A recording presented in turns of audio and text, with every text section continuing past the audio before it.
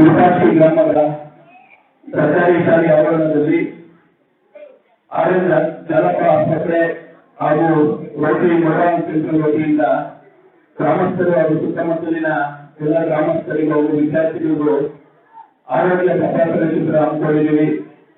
ಈ ಒಂದು ದಿನ ಈ ಕಾರ್ಯಕ್ರಮದ ಅಧ್ಯಕ್ಷತೆ ವಹಿಸಿರ್ತಕ್ಕಂಥ ರೋಟರಿ ಅಧ್ಯಕ್ಷರ ವಿಲಾಸ್ ಸತ್ಯನ್ ಅವರೇ, ಅದೇ ರೀತಿ ರೋಟರಿ ಮೊಬೈಲ್ ಸೆಂಟರ್ನ ಕಾರ್ಯದರ್ಶಿಗಳಾದ ಶ್ರೀನಿವಾಸ ರೆಡ್ಡಿ ಅವರವರೇ, ಮತ್ತೊಬ್ಬರ ಸದಸ್ಯರಾದ ಡಿ ಚಂದ್ರಣ್ಣ ಅವರೇ, ಆರ್ ಶಂಕರಣ್ಣ ಅವರೇ, ಟಿ ಎಸ್ ರಮೇಶ್ ಅವರೇ, ಸುದರ್ಶನ್ ಕಾಮತ್ ಅವರೇ, ಮಾಧ್ಯಮರವರೇ ಹಾಗೂ ವಿಶೇಷವಾಗಿ ಮೆಡಿಕಲ್ ಕಾಲೇಜಿನಿಂದ ಬಂತಹ ಎಲ್ಲ ವೈದ್ಯಾಧಿಕಾರಿ ಹಾಗೂ ಸಿಬ್ಬಂದಿಗಳೇ ಹಾಗೂ ಮಕ್ಕಳೇ ಹಾಗೂ ಶಿಕ್ಷಕ ವೃಂದದವರೇ, ಈ ದಿನ ಯಾಕೆ ಈ ಒಂದು ಕಾರ್ಯಕ್ರಮವನ್ನು ಆಯೋಜಿಸಿದ್ದೀವಿ ಅಂತಂದ್ರೆ, ವಿಶೇಷವಾಗಿ ಆರೋಗ್ಯ ಮಹಾಭಾಗ್ಯ ಎಂಬ ಒಂದು ಕಾನ್ಸೆಪ್ಟ್ ನಿಂದ ಮಾಡಿದ್ದೀವಿ.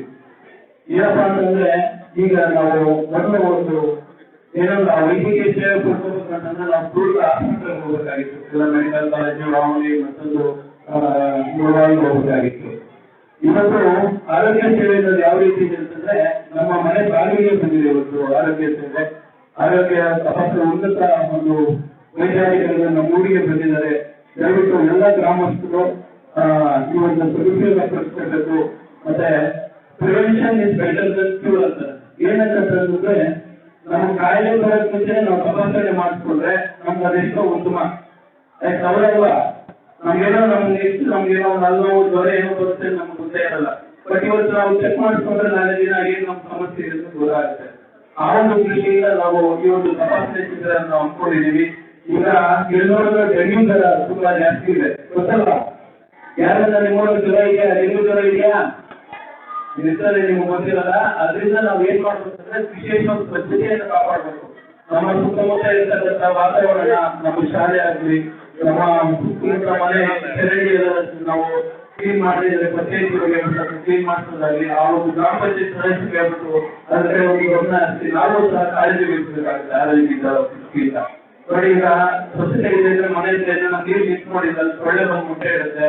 ಆ ಸೊಳ್ಳೆ ಮೊಟ್ಟೆ ಇಟ್ಟು ಮತ್ತೆ ದೊಡ್ಡದಾಗಿ ಸೊಳ್ಳೆ ಒಂದು ನಮ್ಮನೆ ಕಟ್ಟಿ ಇವತ್ತು ಡೆಂಗ್ಯೂ ಜ್ವರ ಬರ್ತಾ ಇದೆ. ತುಂಬಾ ಸಿವಿಯರ್ ಕೇಸಸ್ ಡೆಂಗ್ಯೂ ಬರ್ತಾ ಇದೆ. ಅದರಿಂದ ಮಕ್ಕಳು ಹುಷಾರಾಗಿರ್ಬೇಕು, ಮತ್ತೆ ಗ್ರಾಮಸ್ಥರು ಹುಷಾರಾಗಿರ್ಬೇಕು ಅಂತ ಹೇಳ್ತಾ ಈ ಒಂದು ಸೇವೆ ಇಲ್ಲಿ ಮಾಡ್ಬೇಕು ಅಂತಂದ್ರೆ, ಈ ಗ್ರಾಮದ ಸದಸ್ಯರಾದ ಶಶಿಕುಮಾರ್ ಅವರು ತುಂಬಾ ಒಂದು ಶ್ರಮ ವಹಿಸಿದ್ದಾರೆ. ಅವನು ಶಶಿಕುಮಾರ್ ಯಾವ ರೀತಿ ಅಂತಂದ್ರೆ, ಅವನ ಹತ್ರ ದುಡ್ಡಲ್ಲಿ ಸೇವೆ ಮಾಡಬೇಕು ಅನ್ನೋ ಮನಸ್ಸಿದೆ. ಅದಕ್ಕೆ ನಮ್ಗೆ ತುಂಬಾ ವಿಶೇಷವಾದ ಧನ್ಯವಾದ ಹೇಳ್ತೀನಿ.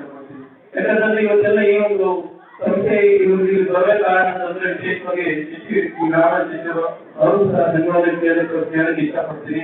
ಮತ್ತೆ ಈ ಒಂದು ಕಾರ್ಯಕ್ರಮವನ್ನು ಯಶಸ್ವಿಗೊಳಿಸಲು ಮೆಡಿಕಲ್ ಕಾಲೇಜಿನ ಸಿಬ್ಬಂದಿ ಬಂದಿದ್ದಾರೆ.